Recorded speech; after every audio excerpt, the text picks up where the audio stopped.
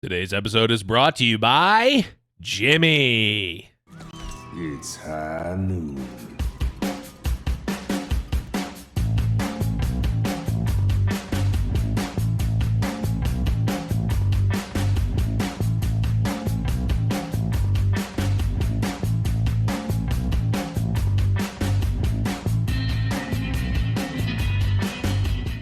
Hello, everyone, and welcome to High Noon Podcast, the competitive Overwatch podcast. I am your host, The Blevins. With me, as always, is Death Blow. What's up, buddy?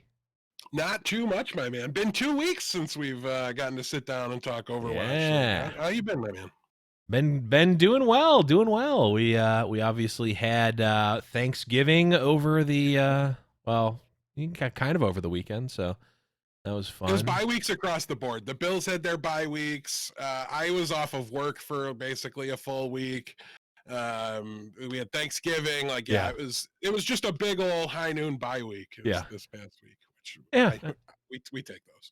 Yeah, I mean, until the league gives us something concrete to cover, like on a consistent basis, we're gonna cover what comes in.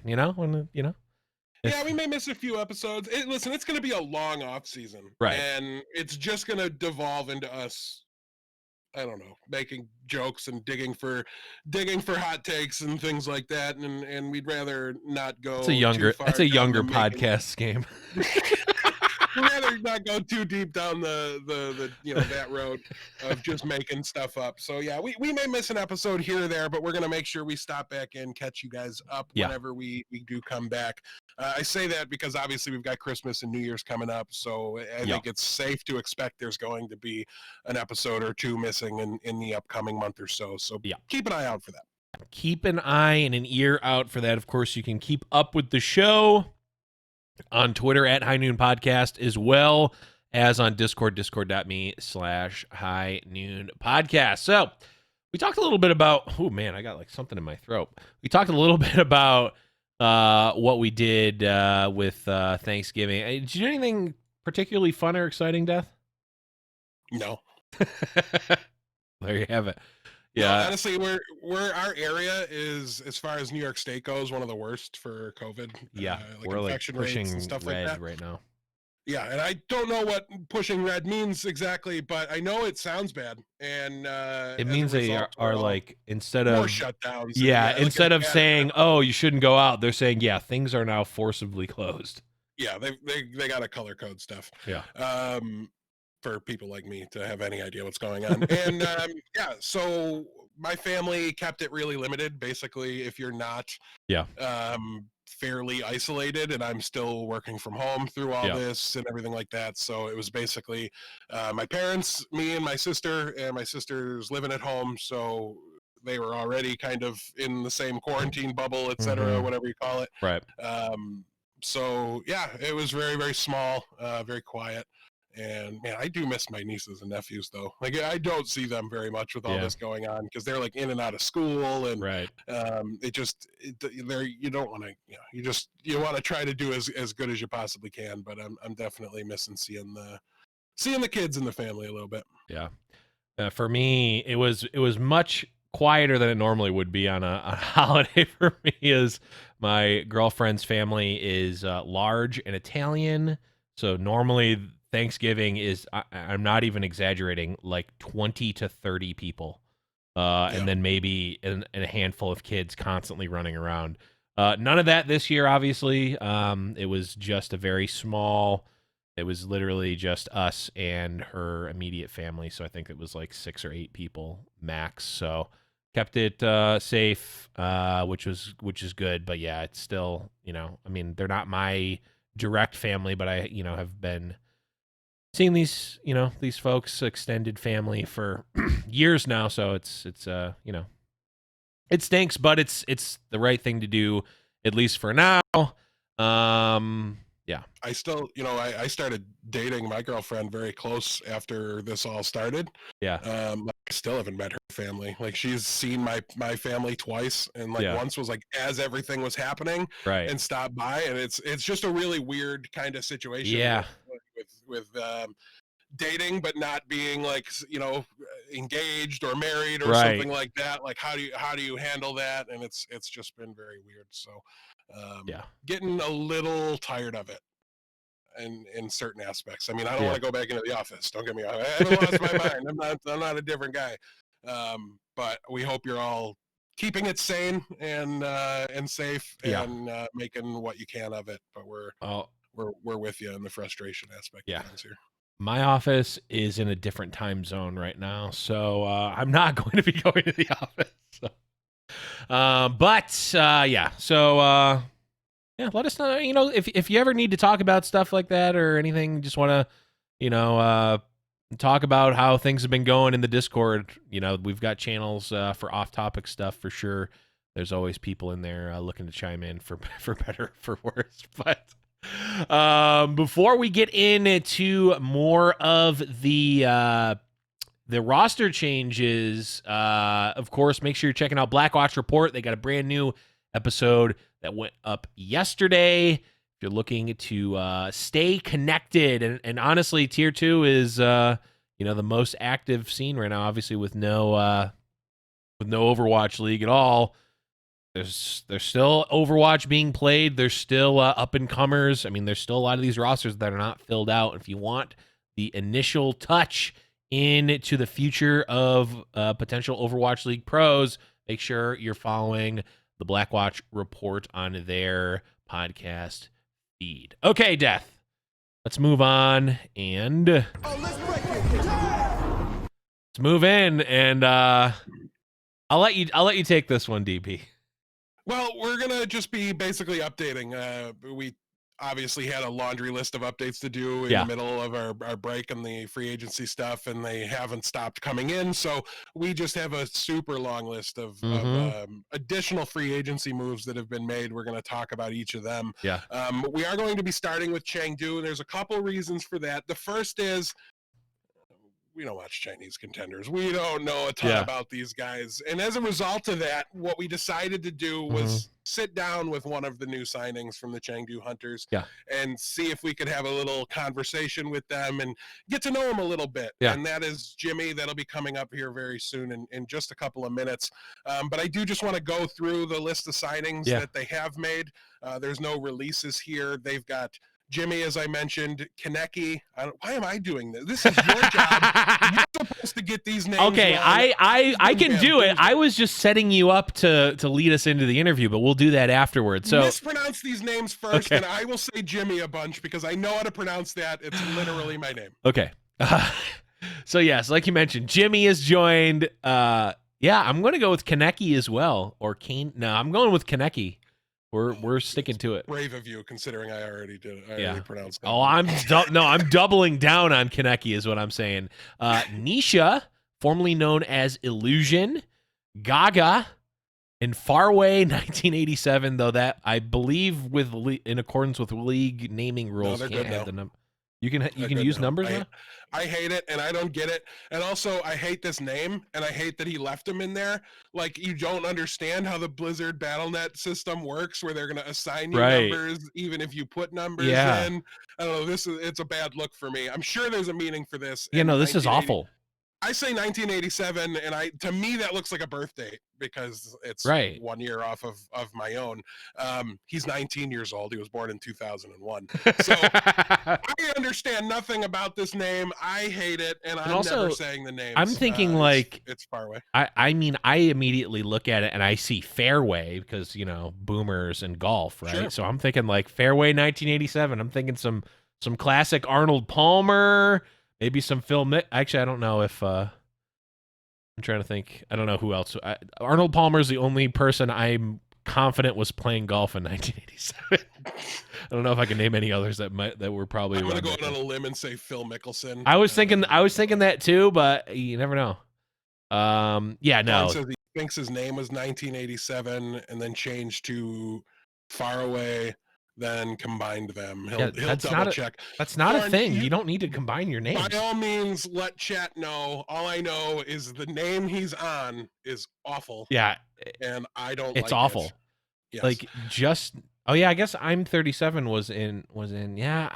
No, this is awful. Violet has the 2 back in their name. Yeah. Basically, the rule was solely to remove the 69 Yeah, from from Cool Cool Matt's Matt. name, Yeah. and I riot. I'm rioting about that. I don't like it. I Yeah. think that's targeted harassment by the Overwatch League, Yep. and I don't appreciate it. Honestly, it's as a big Cool Matt egregious. fan. It's It is egregious. egregious. Yeah. It's on par with the signing of Decay after the signing window. I'm just gonna go out there and say it. Yeah. Get your shit together, John Spector. Anyways, enough joking around.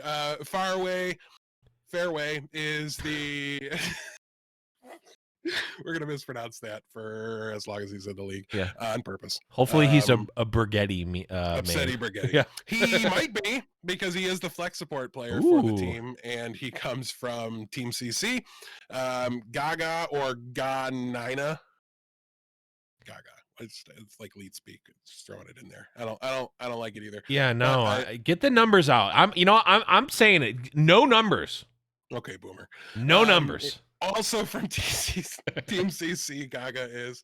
Nisha is the main support player. Comes from Billy Gaming. And all those bad names, and then we get to say Billy. That feels like a treat. Yeah, because there's no numbers in it. The I's are ones. And the L's are capitalized too, just to make sure. How about you get to put numbers in your name, but you have to spell them out? So like it would be Faraway 1987, but it's like 58 characters. So yeah, that's what I want. I'm in on that. All right. Well, I'm not writing it that way ever, so I'm out. You're on All your I'm saying, I'm making a direct request to the league. I know we've never done this before, but I'm using the one right now. All numbers and names have to be eliminated and spelled out entirely, but they're still allowed. So there it is. It has been decreed by the league. There it is. I've never been more glad that you have no power. Kaneki is a flex DPS player, has a hell of a mullet, and comes from Team Cat. Time for a haircut. Me too. It's not a judgment. Me too. Me and Kaneki both need haircuts pretty bad. Yeah, mine's awful. It's a mess. Okay, and then of course we have Jimmy, who Ultra Prime Academy, Ignite 1, or some of his recent teams, bounced around a little bit in 2020. And yeah, Blevins, why don't you go ahead? We pre-recorded this interview. I sat down with him during our bye weeks. I had to reset my whole sleep schedule to be awake in China time. So if you can, go ahead and kick off that interview. Yep. All right, thank you everyone for tuning in, and a special thank you to our guest today, the newest member of the Chengdu Hunters. He's a hit scan DPS player from China, formerly of Ultra Prime Academy and Ignite 1, to name a few. That's right, we've got Jimmy joining us. Thank you for spending a few minutes with me today. We're big fans here on the High Noon Podcast. Jimmy's been watching you. You're just Jimmy's type. Jimmy is pretty sweet on you. Oh, wow, you're a fan of the show. That's great. We're really, really glad to hear that. I actually wanted to start things out today by discussing your time in Contenders. What was that like, traveling the path to pro? Oh, yeah. Jimmy played pretty good. Jimmy likes it. That's awesome. Yeah, you played pretty great out there, Jimmy. So with that chapter behind you, are you excited to get started on your Overwatch League career? Jimmy's new in town. Jimmy, doesn't really know anyone. Jimmy's going into shock. Wait, shock? You signed with the Chengdu Hunters, actually, so there must be some kind of misunderstanding here. Jimmy doesn't like misunderstandings. Jimmy and misunderstandings kind of clash. Yeah, that's terrible. Hopefully everything gets figured out in time for you and you're able to start scrims with your new team. For now, though, I wanted to ask you about the tryout process. What did you say to these teams that gave you a trial when you met with them? Oh, yeah. Hey, Jimmy. Jimmy's ready. Jimmy's got some new moves. Go, Jimmy. Check Jimmy out. Excellent. Yeah, your own personal hype squad. I really like that a lot. We talk a lot about how important confidence is in these situations, and I'm sure that really helped you out. Jimmy likes it. Excellent, excellent. Glad that things are going well for you now while the whole Shock Hunters misunderstanding is cleared up. So, Chengdu looks to be a competitive roster this season.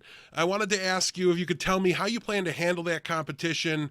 What will you do if you get benched and don't see much playtime this year? And what would you say to your coaches in that situation? Well, look who's here. That's the guy who sidelined Jimmy. What? That's the guy who took the bread out of Jimmy's mouth. Jimmy's out of work because of you. Jimmy wants a piece of Kramer. Come on now. Get your hands off Jimmy. Jimmy's gonna get you, Kramer. Hands off Jimmy. Don't touch Jimmy. Jimmy's gonna get you. Jimmy holds grudges. All right.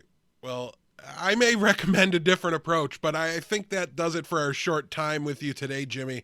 Thank you so much for sitting down with us and having this conversation. We really appreciate it, and we look forward to seeing you play this year in 2021. Jimmy will see you around. All right, Jimmy. Thanks a lot. You have a great day. Back to the main episode. Oh, God. We learned a lot there. Jimmy has got a bit of an anger problem. He also thinks he's going to be playing for the San Francisco Shock, apparently. Jimmy's going to need a new agent. Jimmy's got some work to do. I don't which bit is dumber, this one or the awards show that we did? Yep, absolutely, Blevins. I'm in total agreement with you. Yeah, the answer to that is certainly yes. Definitely worth it though. Make sure when you're hearing, make sure everyone who's listening to this podcast now, whether live or in podcast land, clip this part of the podcast and put it out and tweet it out on Twitter and debate as many people as you can, just like we debated you. Say, we've got Jimmy here. Let's blow it up. You know what? Screw it. Let's let everyone let everyone have their 3 minutes wasted like we wasted yours. But you think it's bad that I wasted 3 minutes of your time? I had to record and piece that thing together. That was good. That was really good. Spent more time on it than you did having to listen to it. So I lose. But yeah, so Chengdu obviously retooling a little bit here, resetting their roster some. I wish I wish I knew a little more about the players to know what this might mean, right? Like, are they kind of going down a route where they're going to have a more traditional tank lineup or what have you, but we really just don't have that information for right now, at least. I can't remember. It was Gaga. Yeah, he was main tank. His signature hero, number 1 on the list, though, according to Liquipedia, also Wrecking Ball. So I'm going to choose to make that leap and say that he absolutely is going to not take over, but just like continue the tradition. I mean, we've still got Ameng there, so. But now, no matter what, if he gets sick, they are not forced into playing regular main tanks. They can now continue. Yeah, you can still play the absolutely ludicrous ball at any time. I forget. Is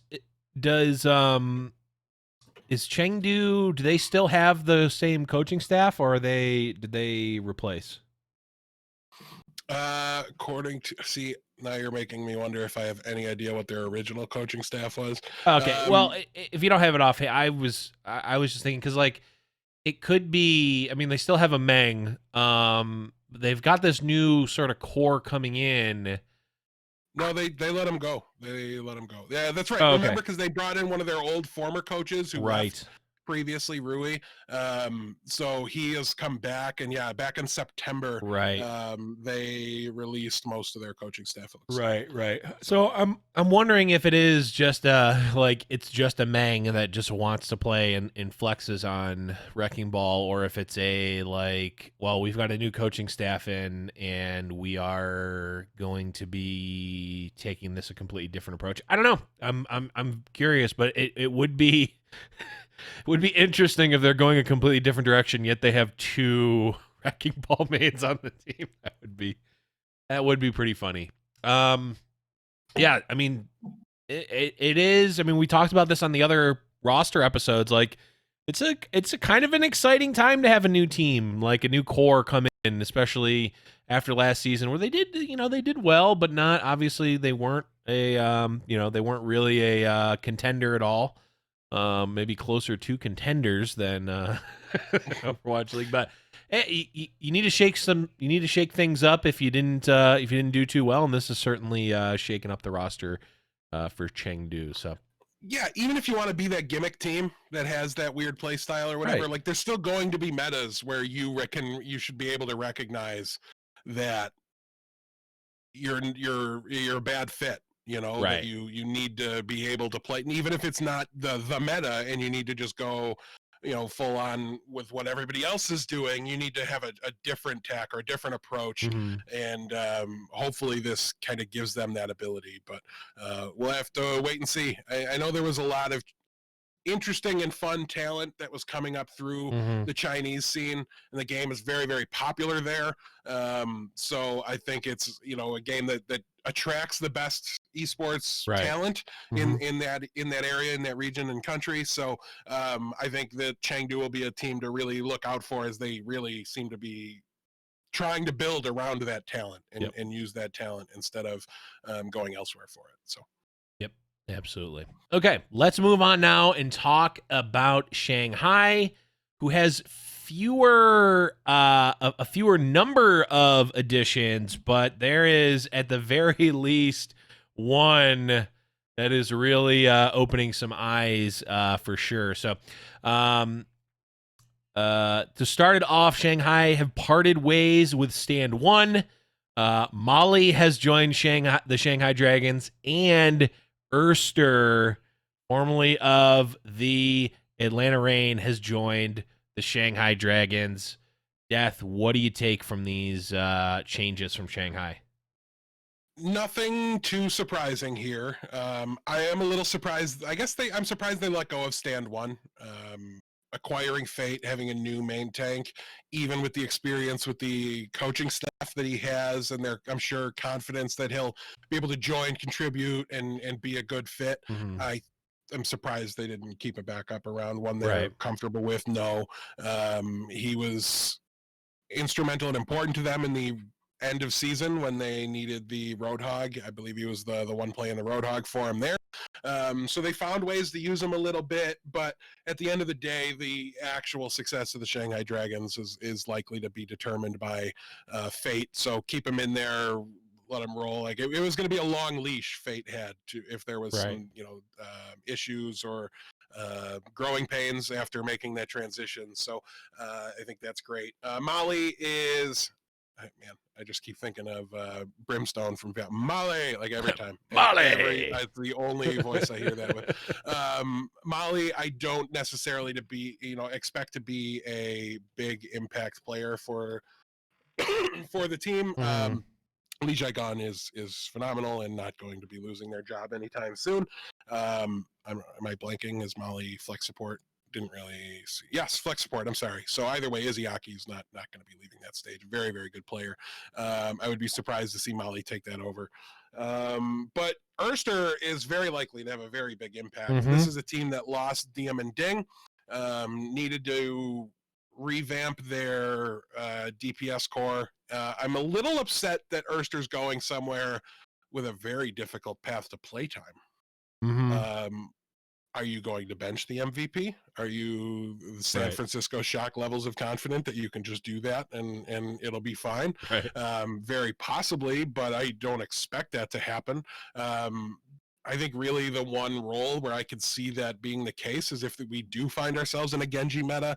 I think peak Erster Genji was probably better than peak Fleta Genji, though Fleta Genji was just fine. Obviously, they did very well in that It meta is too. Fleta, yeah. Right. So yeah, I wish we would get to see him more, but I think this is a great situation for a player that seemingly got benched out of nowhere for players Mm-hmm. that didn't really fit what the team needed when Erster did fit that situation. And I think he needs to save face a little bit. I mean, he probably could have went somewhere as a projected starter and gotten a spot to play more. But now he spends 1 year coming in off the bench, playing for a great team and succeeding and putting out really, really good tape where he's making big pop-off plays and Right. performances and then maybe he gets more money at the end of his career as a result of that because he's got more money in the free agency market next season. I really don't know.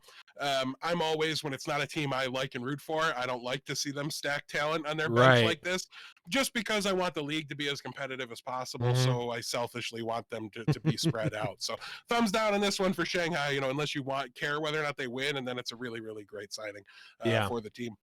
So, I mean, they're in a really good position. This is a team that performed very well last year. I don't expect them to be much different, despite the main tank swap. I've been a big Fate believer since season 1, when I constantly would forget to put them in my top 3 list of main tanks or whatever. Like, just every time I did a list, I'd get to the end of it and be like, and forgot Fate. Where did it go? So yeah, ever since I was forcing myself to remember the man and respect what he was been able to do on stage every time. This is just a team that's very well set up, very well constructed at the moment, and these roster additions, and I guess the subtraction doesn't set them up better for success, but it really doesn't hurt them in the long run, I don't think. I'm excited to see them hit the stage, and I hope we get as much Erster playtime as possible. Yeah, it does seem like I don't know if I want to call it, maybe it is kind of risky. I don't know. I guess, do you want to, we've talked about this a lot over the years. It's like, do you want to be the second string on a good team, or do you want to be the starter for a mediocre team? And I mean, I guess it's an upgrade because Erster was, for whatever reason, a second string on a mediocre team, and now is potentially second string on a good team. So it's an upgrade for sure, but I mean, I feel like Erster has, like, maybe we just saw him pop off more than he actually does. Like, maybe he just looked better than he actually is. I feel like Erster is a franchise level player and just has not really gotten that shot yet. Like, it has been. Well, his first year he got the shot, and he looked every bit the part and completely lived up to it. But he did get some playtime last year on Atlanta and looked bad. And it was in spots where he should have been good. And I think a lot of times that can happen when he was probably pretty angry that his playtime got cut, and maybe his commitment level dipped, and his buy-in to the organization maybe wasn't quite there. It's a vicious cycle. So a new slate, a fresh start, I think can do players like that a lot of good. I find it very difficult to believe that the talent he displayed 2 years ago disappeared and isn't there anymore. So we'll have to see what he's able to do when he gets a chance to do it here in Shanghai. Yep. Well, certainly, like you mentioned, exciting times for Shanghai fans, and potentially very scary times for other folks in the division. All right, let's move on now to the reigning 2-time champions, the San Francisco Shock. Only one addition here, and that is Nero has joined the San Francisco Shock. Bunch of jerks. Took Nero. Rumor had it that Nero and Happy were going together to Houston, which I was super pumped about. They're both solid players, very, very good players in their roles. And I think keeping that synergy together would have potentially been very good. But Shock dangled a bag in front of Nero and was able to pull him away. Assuming the rumor was even true, we don't really know. But I stands to reason, especially we'll mention it later. Happy did get signed, so it makes you think it probably was true. Listen, this is a player that I think more of in this situation than I would have in the Houston situation. Sure. Less excited about it since it's not my team, but I really like Nero. I thought he was been a standout, very strong performer whenever he's gotten the opportunity to play for an extended period of time. I think we maybe saw him jump in for like spare maps here or there or something, and it wasn't that good. But when he really got some run with Guangzhou, he was able to show what he can do. And when you step into a situation like San Francisco, where their tank line is just set and top tier in the league, and their support line is maybe changing a little bit, but still projected to just be phenomenal. And there's a lot of talent there. I mean, he's going to be side by side with Stryker or Ons or something like that. I think it's a little strange because now I don't know what Tayo does on this team anymore, because I think Nero's just an upgrade over him and just about every hero in their shared pool. So maybe Tayo gets let go at some point. I don't really know. But yeah, I mean, this is just the dream situation for any player to step in. Right. It's a spot where you can really see him getting some play time because Rascal's not there anymore. And I think Nero has a similar Swiss Army knife. I mean, he's at least in that flex DPS role. And I don't think you need to have quite as wide of a hero pool as Rascal in that role. But I'm certainly not sold he's an improvement over Rascal. I'm sure on some heroes he's better. You know, they're just both very, very good players in the league. But I don't have any reason yet to think it's an upgrade. But I'm super happy for Nero, and I think getting to see him pop off and make an impact on a very good team should really open some people's eyes to how good of a player he is that maybe didn't get to see him play when he was with Guangzhou that much. And then obviously he was in like visa health during the whole COVID situation this past year. So it's been a while to be good to see him back, and good for the team and great for Nero. So Absolutely. Okay, Death, let's move on to the team whose jersey I'm wearing right now, the Toronto Defiant, and we'll do it like a Band-Aid, Death. Why do you gotta hurt me? Sato has joined the Toronto Defiant, a player that you have been very vocal about for quite some time. We'll dive deeper into that for sure. Ansunjae has also joined the Toronto Defiant. Hisu and Michelle both have also joined the Defiant. Death. We're starting it off. What are your thoughts on Sato? Thanks. I hate it. I just hate it.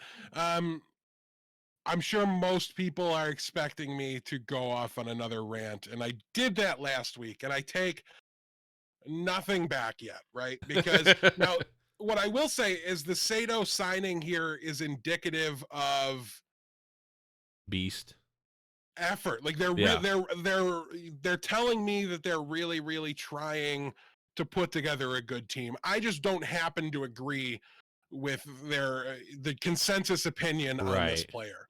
What I do think is that we're looking at the best opportunity for Sato to prove me wrong.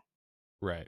He leveled up tremendously under KDG in Philly last year. Like tremendously. I was brutal on him going into the year, and I think he deserved it from his performance the year before. And I ate some crow on him going into the year. Now, people went nuts, and he was the best main tank in the league, and oh my God, he's so good. And I was never there. I was never there, and I'm still not, right? Yeah. But that said, this is the best main tank the Toronto Defiant have ever had, even with my negative opinion on him. They've had next to nobody, so I'm glad to see they're taking the position seriously. I'm not so arrogant as to think I'm just automatically right about Sato, because I formed this opinion from watching some of his perspective on scrims. I could very easily be wrong. I was wrong on Josh Allen when the Bills drafted him. I wasn't super pumped about that draft pick. You know, he's my guy now. So I hate to break it to anybody that enjoyed those rants, but I'm now rooting for Sato, and I want to see him succeed. So I'll probably be backing off a little bit unless I was right. Unless he was bad, in which case you're tripling down. I will tap dance. I mean, I don't like, Grayson was kind enough to address my rant last episode that we did a couple weeks ago, and that was great. And it's nice to, it's very weird, I should say, to it's weird to you. It's not the fact that it happened. No. Great that he did it. Great on him. I loved the directing it, all that stuff. But it's weird as a fan of a team to spout off at the mouth about the state of that team when they're not doing well and you're not happy with it. And then to have the owner of that team, or like the operational man, I don't know his exact title and role there, but essentially like the representative of the ownership of the team, directly address it on Twitter. Like, it's just very weird. Very much appreciated. Love you, Grayson. You know, thank you for the effort, the time here, all this stuff that you're doing with this team. Really appreciate it. But you had to know I wasn't gonna like this. So like reaching out to me was more like, I'm gonna preemptively do damage control. And I'm gonna say, hey, You know, it was just all. I don't know. What I will say is that I'm realizing and remembering this as I'm wearing this jersey. Grace gave me this jersey, which just goes to show you that regardless of how nice you are to me, Deathblow will still speak his mind. I mean, I bought my jersey. I waited how many months for that jersey to get delivered to me, you know? But this is not one of the fancy ones. I've got no fat zipper on mine. Oh, This is the OG one. I desperately need the fat zippers in mine. I love the fat zipper. Yeah, they're pretty great. Also, they don't at all affect the fit of the shirt if you're actually wondering. Right. But we're fat and there's a zipper, so we're going with fat zipper. Yeah. But yeah, so this is just not for me. But if I take out my opinion, it's a highly sought after free agent prospect that most people are very, very high on gets signed. I really like the Hisu signing. This is another player that we saw grow up and mature and improve as a player throughout the course of last year under this coach. So copy paste everything about Sato there. My negativity about Hisu wasn't ever about Hisu. It was about the clutch ability of Carpe and how unique that is. And you can't fault a player for not being as clutch as possibly the most clutch player the Overwatch League has ever seen. Right. You know, I really like Hisu as a prospect. I'm completely indifferent on Michelle.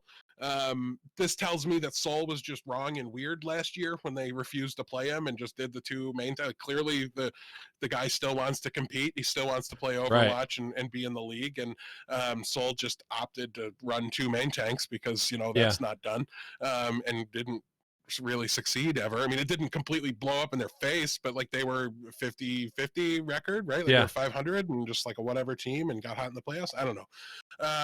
So Michelle's whatever, and Ansoon J, I don't know. I just don't know anything about this player, so I can't really get overly excited there. But obviously, you know, it's a solid main support prospect here coming in from Element Mystic, who's a good Korean contenders organization. Yep. So it's very easy to see why, you know, that would, when you're completely ignorant about the players like we are as they come in, it's very easy to see why this is a signing that makes a lot of sense. All these players are Korean. What's Logic's doing? Are we coming in Korean? Are we what's coming Logic's in English? doing? Why is Beast here? I mean, that's still a question. So I'm confused now. If all these players are bilingual and can speak both, and they're just going to comment English, then it makes total sense. And let's go. Let's figure it out. But it's just now there's like this added weirdness of like an identity crisis within the team, and maybe that's just a perceived one on our end because again we don't know how good the English is. Sato can, I'm sure, comment in multiple languages. Sure. Had to at least the first year. And yeah, Astro is not Korean, so Philly's been mixed, EQO, all that stuff. Yeah. So Sato and Hisu should be fine to play mixed, but I don't know anything about Ansoon J or Michelle's ability to speak Korean or English, I should say. I'm assuming they can speak Korean, but yeah, I don't know. So I'm not sold on Toronto yet. And it's not even really because I don't like Sato and he went there. I just, you know, and Grayson did tell me it was a 2-year plan. They're not necessarily going into this season expecting to be first place. And I think it's good to be realistic like that. Yeah. But if I'm right, you're going to be re-rolling the main tank Rolodex next off season, right? Like your off tank is hit or miss. Your hit scan DPS players are good but replaceable. You know, I don't think either of them are so good that you can't find somebody that can produce at a similar level. And I don't know anything about your main support player. So it's a team that I'm definitely going to have to see start playing before I form a strong opinion on or expectation for what they're going to be this year or going forward. But it at least is a little bit of a backup, right? Like Sato wasn't cheap. Right. Clearly there's some disconnect between the fan base thinking he's the greatest thing since sliced bread on the main tank role and Philly just being willing to be like, yeah, just go. Yeah. Like just we'll just get Mono and replace you. And now Mono is available, so that becomes an option, right? I'm not saying they would have done that for anybody, but Mono's on the surface, his performance last year wasn't great. Everybody was over the moon about Sato. but you don't make this move if you think Sato's the better player than Mano. They've got similar names, so I guess that helps ease the transition a little bit, and it makes things a little confusing for me. But you get my point. Like, there's some disconnect here between their value to organizations and the fan perceived value. Right. And I just think the fan perceived value shot through the roof because of how good Philly was when only having to play against mediocre to bad teams all year. Right. And so I don't know. There's a disconnect there, and we're not going to figure out who was right and who was wrong until the season starts and we see Sato in a different jersey and on a different team playing with different people to see if that transfers over. But I have no reason to expect Toronto to have the best support line in the league, so we are going to test that. We'll know within a month or two of the season what Sato was last year. How hard was he being carried by the presence of Astro and Alarm in the back line and things like that. So, it's going to be real interesting for Toronto. But again, they did tell us specifically it's a 2-year plan. Yeah. And so there's no reason to be, I think, overly optimistic going into this year because it's the plan is to be hyper competitive or elite next year, not this coming season. So. Which, you know, it's a double-edged sword, right? Well, maybe not double-edged sword. It's kind of like, well, okay, I guess that's fine. I mean, it's good to be realistic about it, but it just kind of, you know, part of that stinks, right? As a fan, you can't. There's no way around it, right? It's realistic. It's probably correct. There's still part of that stinks as a fan of like, well, you know, maybe. I mean, the good news is like, okay, you're building towards something that's exciting. You know, you're making progress, and like, there's a lot of room to improve from last year. Maybe we can make a decent run here or there. Maybe get hot in a playoff situation and have a shot at something. That's exciting. I'll say this: I like this roster already more than I liked a marketing-based roster with Agilities and Kareev, who are below average for as far as league talent goes, and an unknown main tank prospect that came out of like near retirement for months after being in contenders. So but it just almost makes me more mad that we wasted last year just so that you could sign a bunch of Canadian players and wave a maple flag or maple leaf around in front of everybody and be like, so that's annoying. I mean, maybe it would be different if I was Canadian. Maybe I would have liked last season and it would have been fun in its own way. Yeah, but I'm not. I'm just happen to be an hour down the road in a different country and I don't share that national pride. So that was lost on me. It wasn't meant for me, but yeah, it's a little like London. I mean, how is this team any different from London right Yeah. now? Reset last year, blew it up again, resetting again. Like, when do we get to win? Right. I mean, for what it's worth, I think if Surefour, like, I don't know what the whole thing with Surefour is or was, but like he was 40% of their games if he played. I don't know. They still would have had Numlocked and Beast as their main tanks. They still would have had Cruz at main support, and I like Cruz, but he hadn't been great. Yeah, they wouldn't have been good. But what the point I'm making is that like if you go into the season with like Surefour is your star, your franchise player, and yes, he's also Canadian. That's a plus for the organization, sure. But even if you remove that, like if you go in with that and like they're not a great team, like what if last year was the year one and the year one was, okay, we're building around Surefour, we're building something around that. Well, it didn't pan out, right? Surefour, I don't know what wanted to retire for whatever reason. Like that stinks for the organization. So you have to blow it up, right? I mean, that's how that's a possibility, I think, where it's like, yeah, you tried something last year and it blew up, so you have to just start it over. That stinks, and we're, back at year one of a 2-year plan, but maybe there was an effort made for the 2-year plan to start last year. It just blew up because of Surefour. I don't know. I don't know. That's my thought, and we'll leave it at that because we don't know, and I can't speak for the org because I have no idea. But let's move on now. Long story short, I think it's exciting in a lot of ways. kind of stinks as a fan in some other It's a ways. step in the right direction, Yes. but my opinion on the biggest ticket item that they got Yeah. makes it very difficult for me to be like Sure. super pumped. Right. So, Yep. but Okay. we'll be happy to be proven very, very wrong by Sato. So, kill it, Yes. kid. And I also have no qualms with Sato, so I hope he's the best in the world and crushes that filthy traitor mono. How Okay. brave of you to sit there with a lukewarm opinion while I spew hate every episode. That was brave. I know. I really am brave. Hangzhou Spark have signed Takoyaki, Bernard, and Xiaomin Su. Making some big moves here for Hangzhou.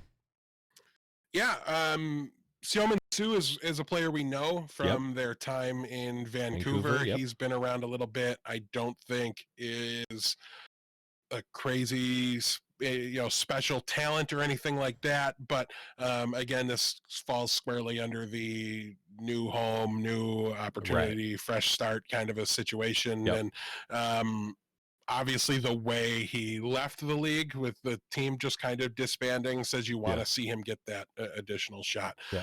So definitely pretty happy about that. Bernard is a great signing. Stood out on a terrible London team last year. I think is a really, really good off-tank prospect. So definitely going to be excited to see him play alongside Gouchway. Lige or whatever is also there. So theoretically a little bit of a competition for playtime. I would give the edge to Bernard, as I always would when I've seen a player play and play well in the league. And the other one's a new addition, so we'll see there. Takoyaki is one I don't know at all. They're underage, so they're listed as an active, and this is a main tank prospect. Looks like a while ago was on Element Mystic, been on Team Diamond and Meta Athena since then. So until April 18th, should be good to go by the start of the league. At least at the time frame we've been looking at, maybe a couple weeks. Shouldn't be a major. Yeah, not gonna be huge. Right, amount of time that they would be missing. So probably another, I would say, depth prospect, future prospect here, because I would expect Gouchway to keep the job. But again, it's a team not happy with their performance. You need to change and shake things up and find ways to improve. So that could certainly be the case there. Yeah, I don't know. I'm curious to see. I think we talked about Shy as coming in last week, and that's so. Yeah, we've got just those three. Yeah. I'm like lukewarm on a lot of these players, but the players they have and kept, I really, really like. So I think you add Bernard, who I'm big on. Xiaomin Su, I think, is a good role filler, kind of just smooths over any issues they may have had there. I think there's a good chance Hangzhou surprises. I say that because we thought that last year, especially after they brought Architect in. And I personally want to see Coldest go this time around. That's a flex support option that was on the team that didn't play, that had a lot of hype and showed a lot of promise before getting signed, and then never really got a chance to show it. So yeah, a lot to like here, but McD or Coldest? Yeah, I think that's going to be the big question. Yeah, I don't know. It's very, very iffy on the Spark. Yeah. I just feel like I've been burned by them before, so I'm not quite ready to just buy in and run with it. Oh, and again, like we've been talking about, it's really tough to judge an entire team before we've seen them play together, right? Like we've seen individual parts here and there, some we haven't at all. It's really hard because it really can, and we can't stress this enough. A player, Sato could have been in the wrong element. You put him with a new team, maybe a little bit of a different vibe, could overperform, could fail catastrophically, right? I mean, we've seen Fissure could have been overperforming. That's my whole take. He could have been overperforming last year. Sure. Because he had the right situation. Now right. Does that carry over? It's hard to tell before we get to see him play. But given what we know, Bernard was a really good prospect from last year. Somansu did have a good amount of success on Vancouver and in Takoyaki, like we mentioned, underage, and is a good prospect. I like seeing these teams pick up these younger prospects, like get a Sinatra style player where you're bringing them in early, you're getting them in with the team. Maybe they have a lot of talent, and potentially spotlight them to be a franchise level player, and hope that they don't retire after 2 years and play Valorant. But those signings are at their best when you have the coach correct. yes. So I think that's Absolutely. probably the linchpin for Hangzhou here. Absolutely. Is Peijian, the butchering the name, I'm sure. Sorry, not sorry.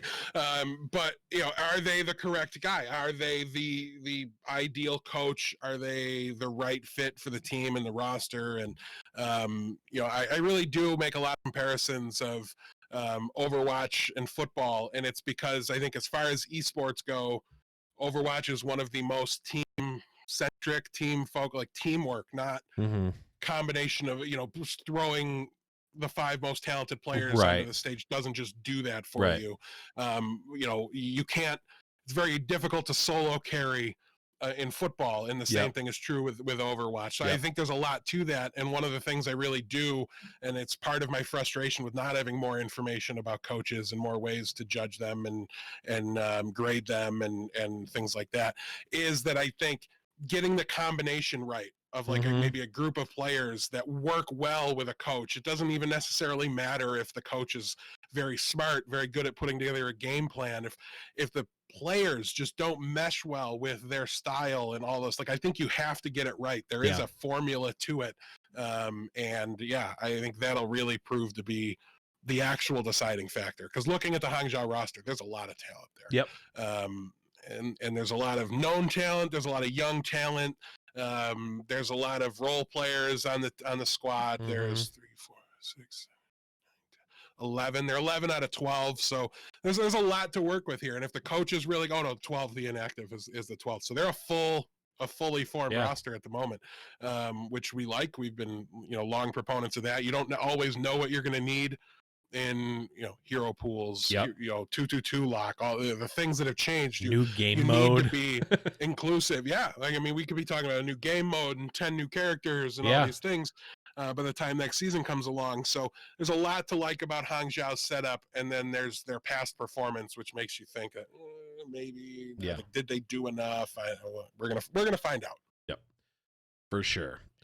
Speaking of finding out, we found out where Happy ended up going, and that was the Houston Outlaws along with Crimzo. So your boys in green picked up a couple new. They did. Crimzo obviously came from Dallas last year. He was a player that a lot of people thought should have been signed into the league earlier than he was. So a little bit of an older name in the scene at large.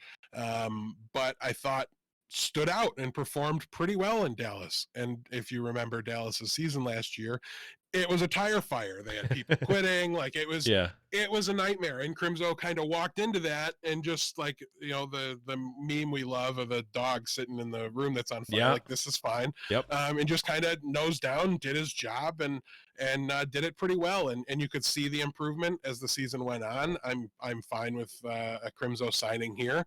I will say, if you're talking about a championship contender team, Crimzo's probably got to be the worst player on it. Like if you start, like not even a knock on him. Every team has a worst player on it. And I think he's good enough to be on a team that does contend to be an elite team or championship tier team. But you've got to have, I think, some really, really strong, like they've got to figure out their main tank situation. Until that's done and decided, I'm not going to know anything of what's going on here. Who's the main support? Who's shot calling for this team? I don't want a team with broken communication again. That was, I think, their biggest problem. Their entire existence so far is like no firm, strong personality shot caller in there to direct them and tell them what to do. How many times did they get into those chaotic map 5.3 99 situations and fall Mhm. apart, right? That happens when you don't have leadership, you don't have communications, you don't have a good in-game leader. So those are the more important questions. I was confident they were going to find a talented hit scan player to come in and play for this team. It's Happy, great. Love Happy. I talked about him as one of the linchpin players, like Mhm. Happy, Nero, Shu, those guys, like where were they going to go? And that being very important to a lot of what the free agency period was, and I Mhm. think Crimso's a good deal, but again, not enough has been announced, not Right. enough has been done here for a decision to be made. So for the time being, I can only give like a 3/4 enthusiastic thumbs up and kind of just continue to wait. I don't know. Am I being too hard on them, Blevins, Three after a quarter couple of a years? thumb up. You know, No, I think you know what I mean? you're being objective, which is good. Like Listen, it's if you ask our Discord, that's never once happened with Houston. I'm not yeah, but objective on them. I think well, there's two ways that you can react if you're like a diehard, die in the wool fan of a team when they sign a new player. You can say they're the best thing since sliced bread, or you can say they're garbage and that the staff doesn't know what they're doing, right? Those are the two like polar answers, right? Well, if you actually look at it, it's like, okay, you've got cautious optimism, which I think is a certainly a I would have fine called it optimistic skepticism. sure, skepticism. Ops, ops, Scopnopticism. No, I don't know. I'm trying to make a skeptic.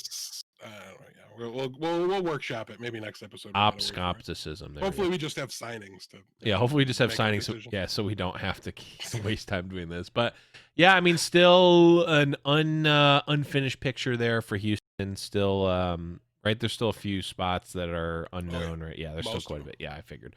That's We what only I have thought. 3 players, Dante and these 2. So. Yeah. So Oh, and we know hydration's there. right. So we still, yeah, he's recording all of the social media videos right now. Yeah, so still an unpainted picture for Houston that can be filled in with quite a bit. Speaking of unpainted pictures, there are now even more. Been even more paint taken off of the easel here as NYXL has parted ways with Animo, Libero, and SBB. We talked about this. Yeah, I'm fully in on the yep, we blew it up. Good. I have thought about this. I've pondered, I've labored over this, and I am fully on board with the blow up. Now, I'm also it's going to be tough because I do think that this comes at the cost of a smooth year that we've had all of these years. It is extremely unlikely that we are going to have a smooth year. I mean, you think about it. We got the quote from Grayson from Toronto. This is a 2-year plan. It's not like you can really, unless you're spending an exorbitant amount of money in poaching teams. Yeah, which Dallas and some other teams have done.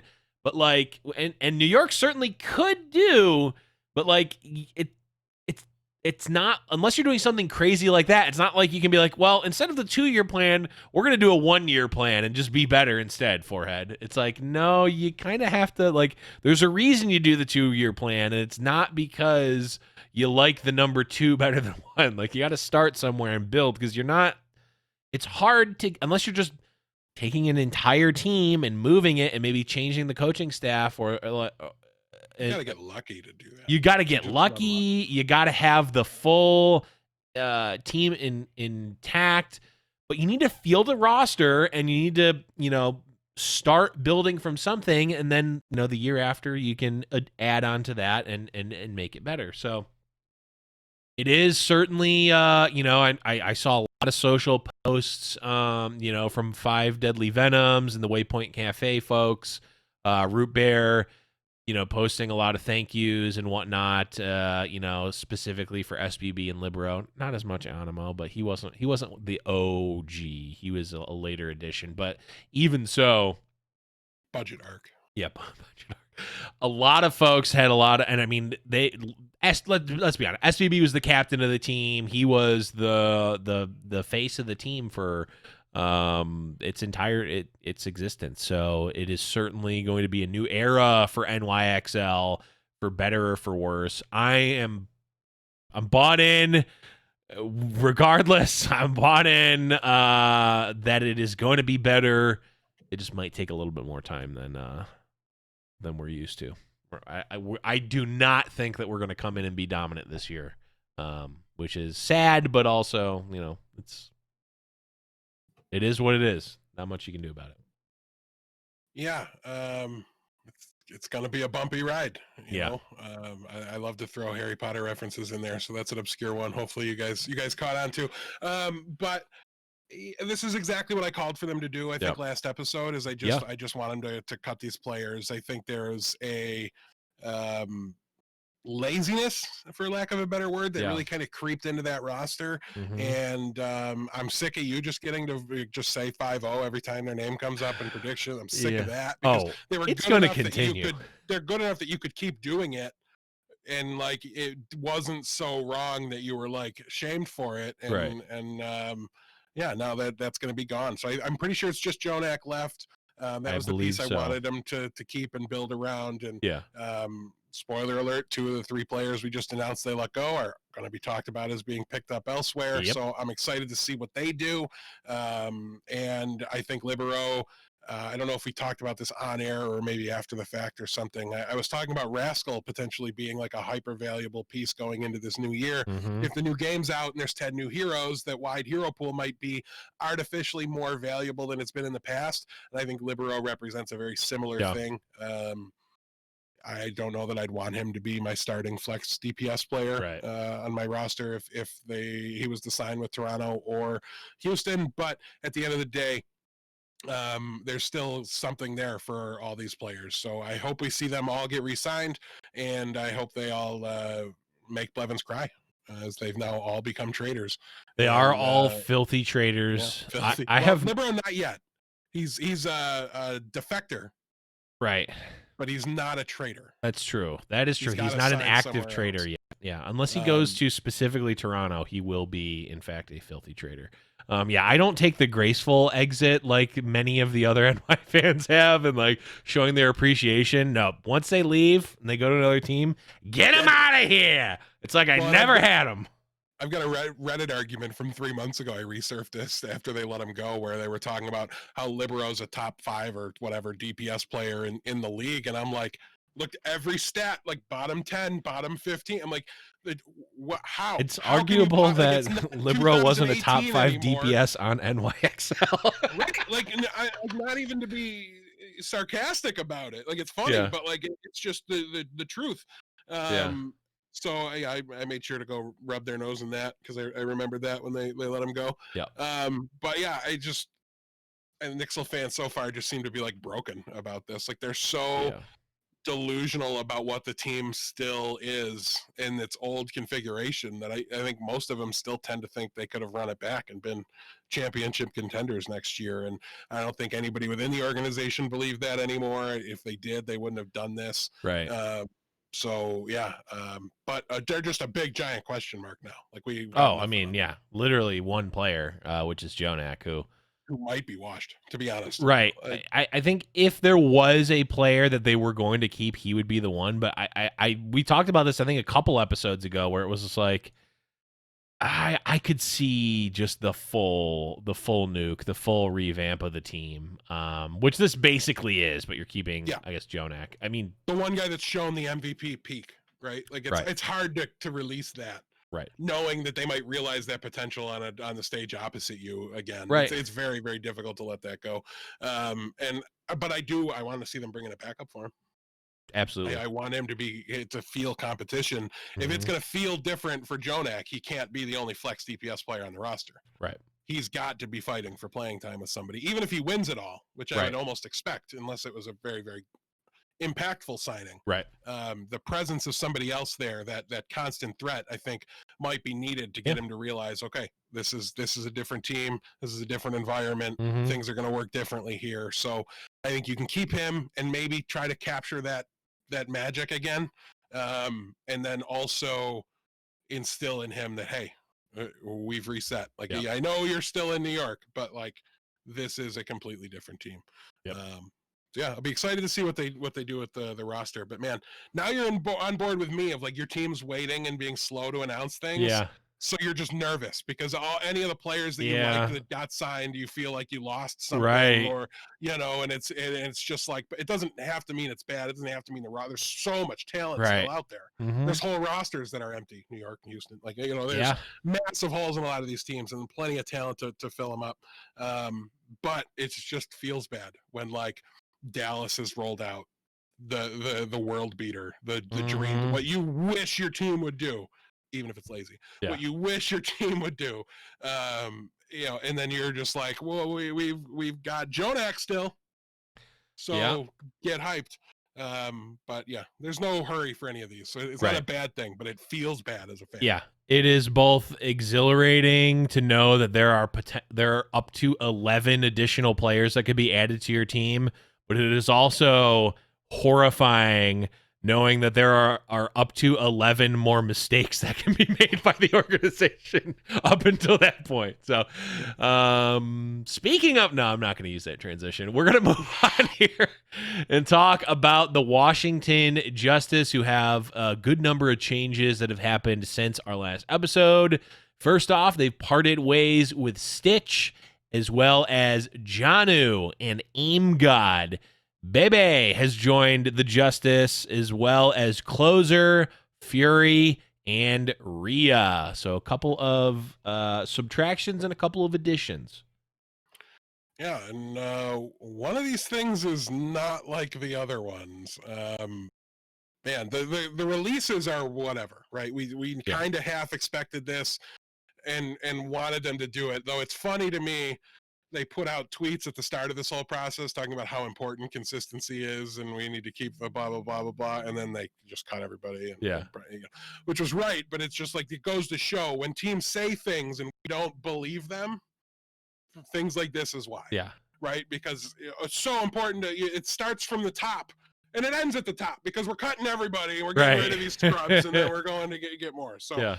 But it was the right call for the team. But man, they were like flexing to be big time spenders and they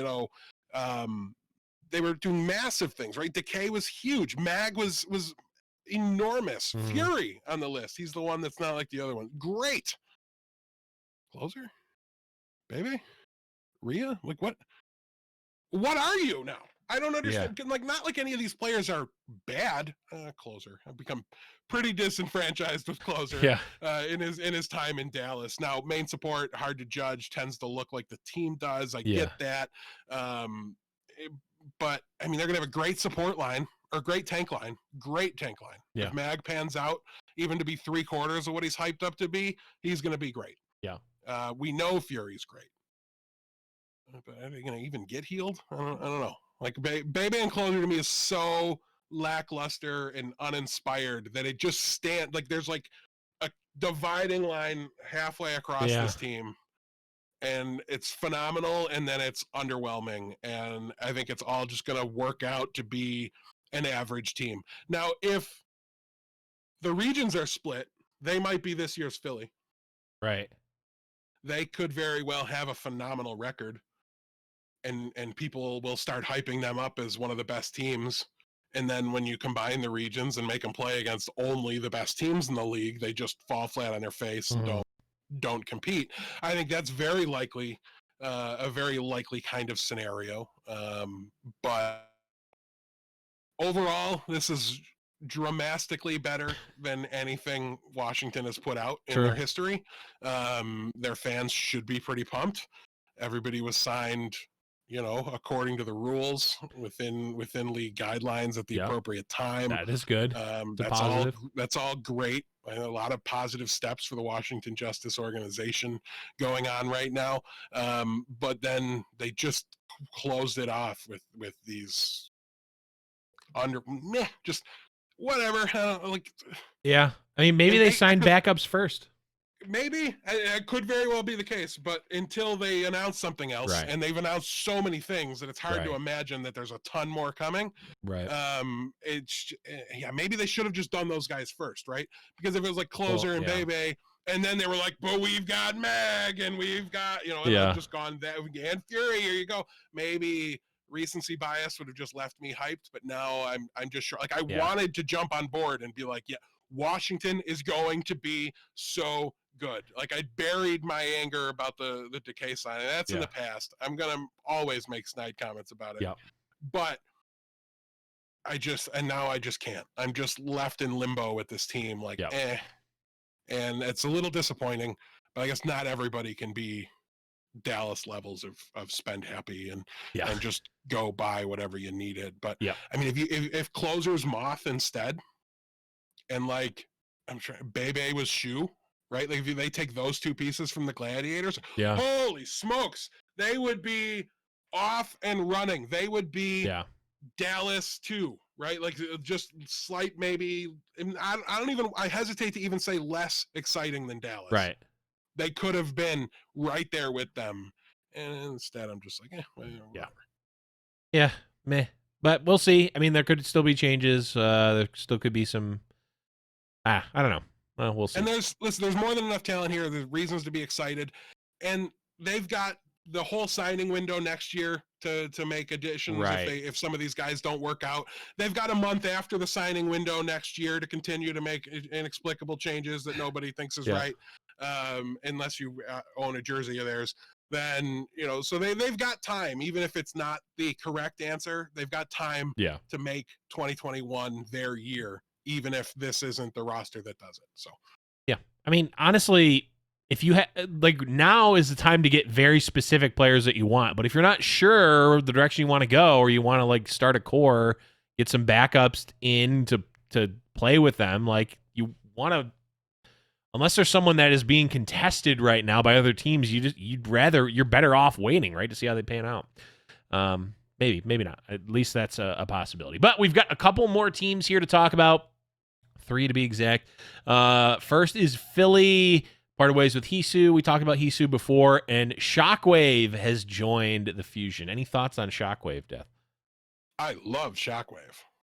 I don't want him in Philly. This is another player that overlaps with Carpe in his hero pool. Yeah. That is going to get Carpe benched at moments that are crucial and critical for the Philadelphia Fusion. Mm-hmm. Is super talented guy. I'm not going to sit here and say it makes the team worse. There's a new coach in town. Maybe he's not going to make that same mistake. We should really give him the benefit of the doubt. But man, it's hard. Yeah. There's so many of these teams that do these weird things with their roster.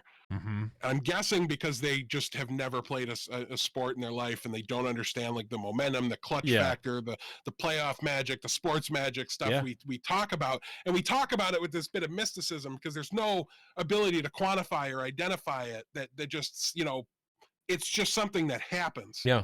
And you need to have the feel the heartbeat of the team, and the coach is the best one to be able to do that, and it just feels like a lot of them miss it when it's that obvious, with the Soul playing 2 main tanks when Michelle's ready to move on and go to another team right away, like didn't need a break. Just I thought it might have been like a Surefour situation where like kind of just done with Overwatch, want to get out of it, I'm still here, but like I'd rather, I'm just, and if that's the case, then it's right to take that player out. But if that's not, and they're signing with Toronto right after, then what are you doing? Right. Why did you sign to you? Like what to you? But so it's all just very perplexing, and I'm nervous. But just from a talent perspective, Shockwave is awesome. I was pumped to see where he went. It's a situation he can succeed. Shockwave is a big winner here. I'm not sure Philly needed him though. Yeah. And I'm not sure that when you add players that you don't necessarily need, it works out, because I've seen it not work out for this team. True. So I don't know. In that specific position. Should be positive. Yeah. I'm just kind of nervous they'll mess it up. Yeah, for sure. Okay, next is LA Valiant, who have signed Adam. We note here this is Adam from Australia, not from the NA. Mercy player from pre-Overwatch League days. Yeah. Definitely who they signed. Definitely not a player I have any experience with watching or anything like that. This is an off-tank player, so now their whole tank line will be Australian. Okay. So You got to keep I don't. the language barrier consistent. Yeah, you got to keep your English speakers playing with your English speakers, and then your English Australian speakers English, yeah. playing with your English speakers. So but for I know, they were excited about it at least. Mhm. Oh my god, why am I? Dreamer was excited about it Mhm. and like tweeted about it. Another Aussie on the team. So hey, if it keeps your players happy, if he's a solid prospect, a good signing, then by all means. I do think the Australian region of contenders is one that's probably not been tapped quite enough. Right. We've seen some World Cup performances, maybe not from the team as a whole, but from individuals, that really Yeah. popped off at times. So I think there's reason to be excited here. And listen, the Valiant have a long history of getting more out of their players Yep. than it looked like they should have when they signed them. Yep. So when that happens, you've kind of just got to buy in a little bit, right? And hope that this is the time when maybe they put things together a little more completely than they've been able to in the past. But gotta give them that chance to do that. I don't know. I don't think I'll ever be excited about a roster that the Valiant announce, but they'll continue to 'Cause you- perform well and Right. do Because pretty well. they'll So, end up at some point exactly in the middle of the league, no matter what. No matter yeah, how good well, or bad the team is, they will be in the middle. they seem like a team that wants to sign underwhelming rosters, coach them very, very well, get the most out of them, and do nothing. Yep. Exactly. And cut them, not even make money off of Right. moving them or trading them. Yeah. Absolutely. Okay, so last team for today, Death, is the Soul Dynasty, and we've already we've actually already heard basically where most of these players that they've parted ways with have gone, and we also talked about where their new signed players have come from. But we've got Illicit, Michelle, Bedosin, Toby, and Slime have left Soul Dynasty, and they have gained SBB and Animo. So a little bit of a change of the guard here for Soul. Yeah, I mean, wake me up when this team plays a main tank and an off tank. You can't understand how for a loop I am that Michelle went and signed somewhere else and was just ready to go. Like, is it just always a thing that Soul is going to do things completely backwards? Like, Maybe. are they going to just put their names up on a dartboard and throw darts, 6 darts at the board to see who's starting like they did 2 years ago? Yeah. Are they going to just completely break convention and play somebody off roll 100% of the time like they did last year? I don't know what they're going to do, but on a talent level basis, I think a lot of these moves are super exciting. I think Bedosin hitting free agency is great. Because I think that he's got a lot of opportunity to succeed and play very, very well, recapture some of that Spitfire magic that he had. You weren't using Michelle, so no loss there. Toby and Slime going is a kind of a surprise. I expected Slime to take over, maybe with the full off season or something like that. Yeah. I guess I just don't understand why they went and got him to begin with.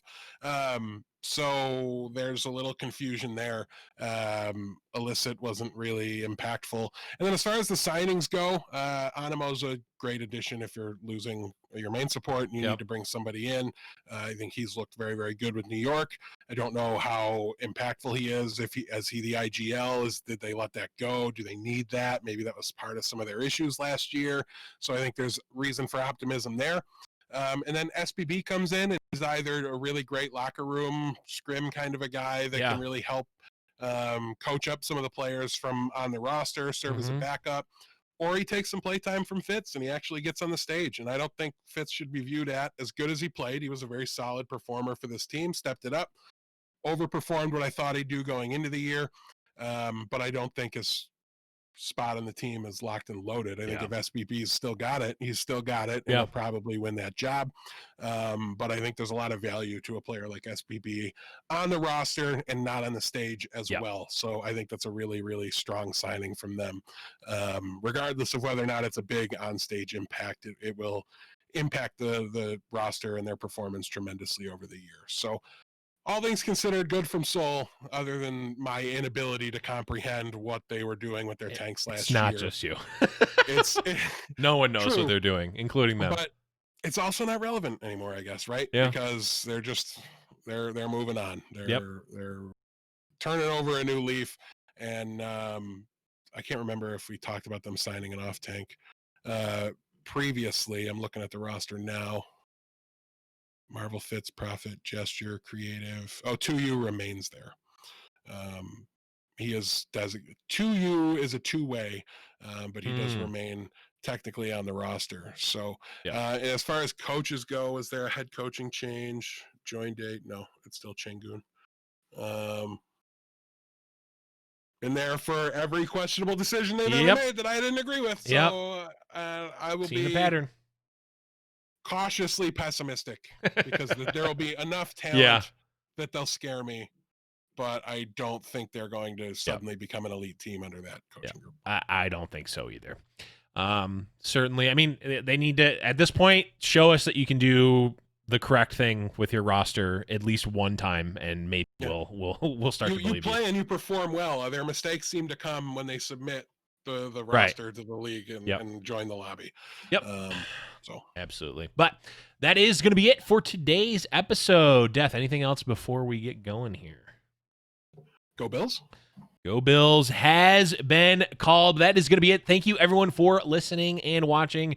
We're High Noon Podcast everywhere. Discord.me/High Noon Podcast is going to be the best place to find us. Death, you are at HMP Deathblow TTV everywhere. And I am at _Blevins on Twitter. And then the podcast can be found everywhere. High Noon Podcast. But that is going to be it for Deathblow. I am the Blevins. And remember, it's High Noon.